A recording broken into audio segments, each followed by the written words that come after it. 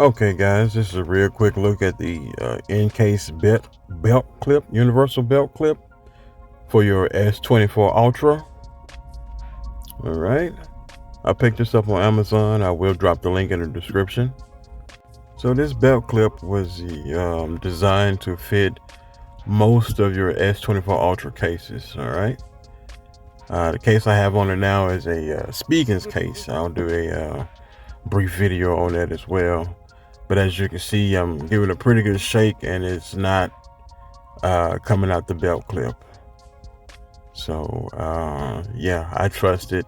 I bought Encased belt clips before for different phones and never had an issue with them. And as you can see, you can wear it on either side. So most people are not gonna wear it that way because your screen is exposed. But all right, if you made it this far in the video, I appreciate a like and comment. And if you haven't already, please subscribe. You also saw that it doubles as a kickstand,